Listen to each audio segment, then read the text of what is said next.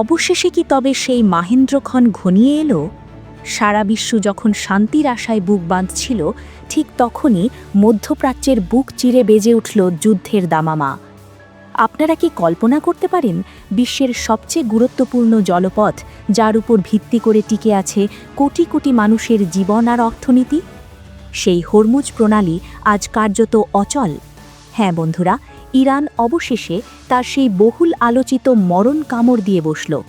বিশ্বের সবচেয়ে সংবেদনশীল জ্বালানি তেল পরিবহনের পথ হরমুজ প্রণালী পুরোপুরি বন্ধ হওয়ার উপক্রম হয়েছে।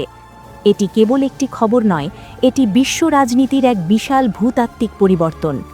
এই ঘটনাটি এমন এক সময় ঘটছে যখন পুরো পৃথিবী তাকিয়ে আছে তেহরান আর ওয়াশিংটনের দিকে। আমাদের আজকের এই বিশেষ প্রতিবেদনে আমরা আলোচনা করব কেন ইরান এই ঝুঁকি নিল,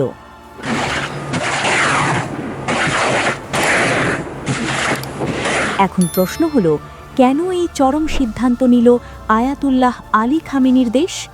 ইরানের বিপ্লবী গার্ড বাহিনী বা আইআরজিসি এখন আর কোনো লুকোচুরি করছে না। তেহরান স্পষ্ট জানিয়ে দিয়েছে, পারস্য উপসাগরের এই নীল জলরাশি এখন কেবল উড়ন্ত বারুদের দখলে।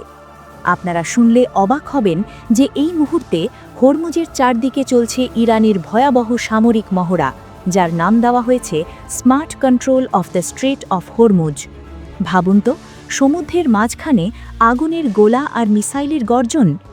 সেখানে সাধারণ কোনো বাণিজ্যিক জাহাজের প্রবেশ মানেই নিশ্চিত মৃত্যু।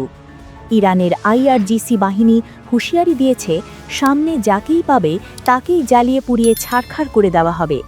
তারা কি কেবল ভয় দেখাচ্ছে, নাকি তারা সত্যিই বড় কোনো যুদ্ধের প্রস্তুতি নিয়ে ফেলেছে?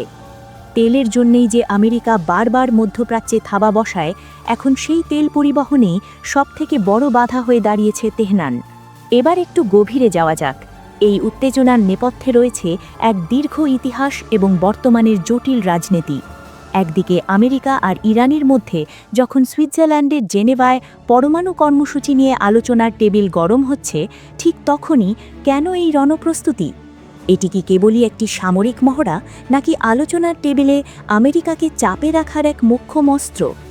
ডোনাল্ড ট্রাম্পের প্রশাসন যখন থেকে তেহরানকে সরাসরি সামরিক পদক্ষেপের হুমকি দিতে শুরু করেছে, তখন থেকেই ইরানের পিঠ দেয়ালে ঠেকে গিয়েছিল। 2025 সালের তথ্য বলছে, প্রতিদিন প্রায় 1,30,00,000 ব্যারেল অপরিশোধিত তেল এই সরু পথটি দিয়ে পার হয়। একবার ভাবুন, যদি এই পথটি স্থায়ীভাবে বন্ধ হয়ে যায়, তবে আপনার গাড়ির জ্বালানি থেকে শুরু করে নিত্যপণ্যের দাম কোথায় গিয়ে ঠেকবে? এটি কেবল তেলের ব্যারেলের সংখ্যা নয়, এটি কোটি কোটি মানুষের রুটি রুজির প্রশ্ন। ইরান কি তবে বিশ্ব অর্থনীতিকে জিম্মি করে ফেলেছে? বিশ্বের এই লাইফলাইনটি মঙ্গলবার আংশিকভাবে বন্ধ করে দেয় তেহরান। তাদের দাবি, এটি কেবল তাদের মহড়ার নিরাপত্তার জন্য, কিন্তু বিশেষজ্ঞরা বলছেন অন্য কথা। ইরান কি আসলে আমেরিকাকে এই বার্তা দিচ্ছে যে তোমরা যদি আমাদের ওপর নিষেধাজ্ঞা আরোপ করো, তবে আমরা পুরো বিশ্বের তেলের চাকা থামিয়ে দেব? ইরানের পররাষ্ট্রমন্ত্রী আব্বাস আরাকচি অত্যন্ত চতুরতার সাথে বলেছেন, যুক্তরাষ্ট্রের সাথে গাইডিং প্রিন্সিপালস নিয়ে সমঝোতা হয়েছে ঠিকই, কিন্তু এখনই কোনো বড় চুক্তির আশা করবেন না। অর্থাৎ শান্তি আলোচনার আড়ালে চলছে যুদ্ধের চূড়ান্ত রিহার্সেল।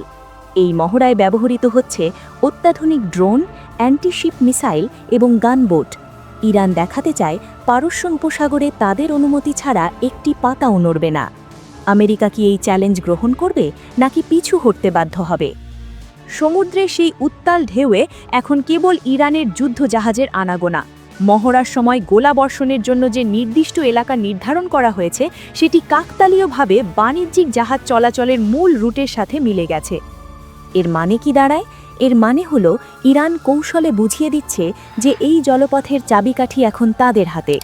তারা যখন খুশি এই পথ বন্ধ করতে পারে, আর যখন খুশি খুলতে পারে। কয়েক ঘন্টার জন্য যখন বাণিজ্যিক জাহাজগুলোকে ওই এলাকা এড়িয়ে চলতে বলা হয়, তখনই বিশ্ববাজারে তেলের দামে এক বিশাল কম্পন সৃষ্টি হয়েছিল। যদিও পরে দাম কিছুটা স্থিতিশীল হয়েছে, কিন্তু আতঙ্ক কাটেনি। বড় বড় তেল কোম্পানিগুলো এখন তাদের জাহাজ পাঠাতে ভয় পাচ্ছে। ইন্স্যুরেন্স কোম্পানিগুলো প্রিমিয়াম বাড়িয়ে দিয়েছে কয়েক গুণ। এর ফলে আলটিমেটলি ক্ষতিগ্রস্ত হবে কারা? সাধারণ মানুষ। বিশেষজ্ঞরা আজ চরম শঙ্কিত। তারা বলছেন এই সাময়িক নিয়ন্ত্রণ যদি দীর্ঘমেয়াদী সংকটে রূপ নেয় তাহলে পারস্য উপসাগরমুখী জাহাজ চলাচলের যে বিশৃঙ্খলা সৃষ্টি হবে তা সামালানো আধুনিক বিশ্বের পক্ষে অসম্ভব হবে। বাণিজ্যিক জাহাজগুলো এখন ভয়ে ভয়ে ইরানের নির্দেশনা মেনে চলছে, কারণ কেউ জানে না কখন কার ওপর নেমে আসবে বারুদের বৃষ্টি। এটি কেবল তেলের রাজনীতি নয়, এটি আধিপত্য বিস্তারের এক মরণপণ লড়াই। ইরান বলছে তাদের লক্ষ্য অপারেশনাল প্রস্তুতি বাড়ানো, কিন্তু সারা বিশ্ব দেখছে এক মহাপ্রলয়ের পূর্বাভাস।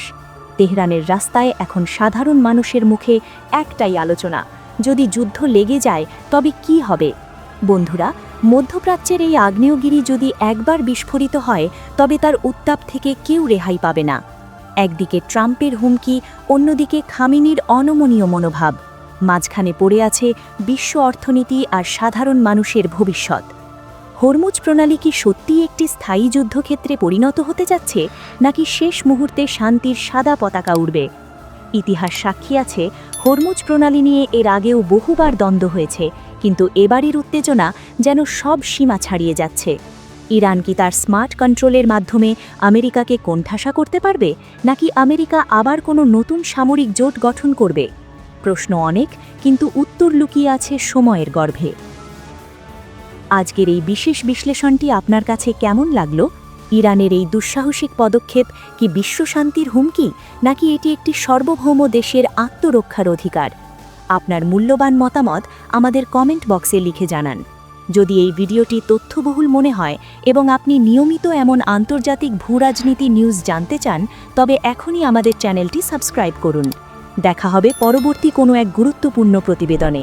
ততক্ষণ পর্যন্ত ভালো থাকুন, সচেতন থাকুন। ধন্যবাদ।